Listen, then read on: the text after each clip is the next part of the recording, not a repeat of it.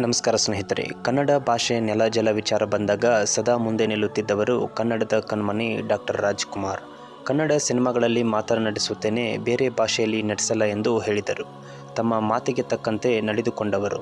ಅಣ್ಣವರ ಕನ್ನಡ ಪ್ರೀತಿಗೆ ಗೋಕಾಕ್ ಚಳವಳಿಯೇ ಒಂದು ದೊಡ್ಡ ನಿದರ್ಶನವಾಗಿದೆ. ಇತ್ತೀಚೆಗೆ ಕಮಲ್ ಹಾಸನ್ ಕನ್ನಡದ ಭಾಷೆ ಬಗ್ಗೆ ಮಾತನಾಡಿ ವಿವಾದ ಹುಟ್ಟುಹಾಕಿದ್ದರು. ಈವರೆಗೆ ಅದಕ್ಕೆ ಕ್ಷಮೆ ಕೂಡ ಕೇಳಲಿಲ್ಲ. ತಮ್ಮ ಥಗ್ ಲೈಫ್ ಚಿತ್ರ ಕರ್ನಾಟಕದಲ್ಲಿ ಬಿಡುಗಡೆಯಾಗಲು ಅಡ್ಡಿಯಾದರೂ ಕಮಲ್ ಹಾಸನ್ ಹಠ ಬಿಡುತ್ತಿಲ್ಲ. ಹೈಕೋರ್ಟ್ ಮತ್ತು ಸುಪ್ರೀಂ ಕೋರ್ಟ್ ಮೆಟ್ಟಿಲೇರುವ ಸಾಹಸ ಮಾಡಿದ ಅವರಿಗೆ ಅಲ್ಲಿಯೂ ಕೂಡ ಹಿನ್ನಡೆಯಾಗಿದೆ. ಅಂದು ಚೆನ್ನೈನಲ್ಲಿ ನಡೆದ ಕಾರ್ಯಕ್ರಮದಲ್ಲಿ ಶಿವಣ್ಣನ ಎದುರಲ್ಲೇ ಕಮಲ್ ಮಾತನಾಡಿ ತಮಿಳಿನಿಂದ ಹುಟ್ಟಿದ ಭಾಷೆ ಕನ್ನಡ ಎಂದಿದ್ದರು.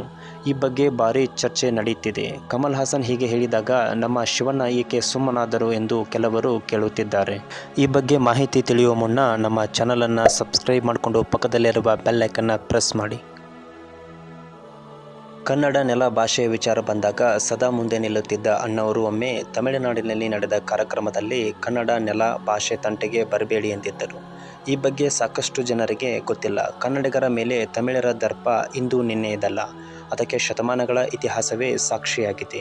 ದೇಶಕ್ಕೆ ಸ್ವತಂತ್ರ ಬಂದು ಭಾಷಾವಾರು ರಾಜ್ಯಗಳಾಗಿ ವಿಂಗಡಣೆಯಾದ ಬಳಿಕ ಇದು ಮತ್ತಷ್ಟು ಹೆಚ್ಚಾಯಿತು. ಕನ್ನಡಿಗರು ಸೌಮ್ಯ ಸ್ವಭಾವದವರು, ಸುಖ ಸುಮ್ಮನೆ ಬೇರೆಯವರ ಮೇಲೆ ದರ್ಪ ಅಟ್ಟಹಾಸ ಮೆರೆಯುವುದಿಲ್ಲ. ಆದರೆ ತಮಿಳರು ಪದೇ ಪದೇ ಕಾಲು ಕೆರೆದು ಕಿರಿಕ್ ಮಾಡುವ ಎಕ್ಸಾಂಪಲ್ಗಳನ್ನು ನಾವು ನೋಡಬಹುದು. ರಾಜ್ಕುಮಾರ್ ಅವರಿಗೆ ಶ್ರಾವಣ ಬಂತು ಚಿತ್ರಕ್ಕೆ ಅತ್ಯುತ್ತಮ ನಟ ಫಿಲ್ಮ್ ಫೇರ್ ಪ್ರಶಸ್ತಿ ಬಂದಿತ್ತು.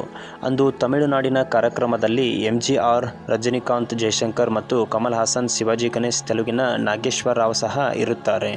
ಅಣ್ಣವರು ವೇದಿಕೆ ಮೇಲೆ ಮಾತನಾಡಿ ಕನ್ನಡ ನೆಲ ಜಲ ಭಾಷೆಯ ವಿಚಾರಕ್ಕೆ ಯಾರೂ ಬರಬೇಡಿ, ನಿಮ್ಮ ರಾಜ್ಯದ ಬಗ್ಗೆ ನೀವು ನೋಡಿಕೊಳ್ಳಿ, ಬೇರೆ ರಾಜ್ಯದ ಬಗ್ಗೆ ನಿಮಗೆ ಚಿಂತೆ ಏಕೆ ಎಂದು ಹೇಳಿದ್ದರು. ಈ ಮಾಹಿತಿ ಎಷ್ಟೋ ಜನರಿಗೆ ಗೊತ್ತಿಲ್ಲ. ಆದರೆ ಅಣ್ಣವರ ಮಗನಾದ ಶಿವರಾಜ್ ಕುಮಾರ್ ಅವರು ಏಕೆ ಮೌನವಾಗಿದ್ದರು ಎಂದು ಎಲ್ಲರೂ ಪ್ರಶ್ನೆ ಕೇಳುತ್ತಿದ್ದಾರೆ. ಈ ಮಾಹಿತಿ ಇಷ್ಟ ಆದರೆ ವಿಡಿಯೋನ ಲೈಕ್ ಮಾಡಿ, ಚಾನಲನ್ನು ಸಬ್ಸ್ಕ್ರೈಬ್ ಮಾಡಿಕೊಂಡು ಪಕ್ಕದಲ್ಲಿರುವ ಬೆಲ್ ಐಕನ್ನ ಪ್ರೆಸ್ ಮಾಡುವುದನ್ನು ಮರಿಬೇಡಿ. ವಿಡಿಯೋ ನೋಡಿದ್ದಕ್ಕಾಗಿ ಹೃದಯಪೂರ್ವಕವಾದ ಧನ್ಯವಾದಗಳು.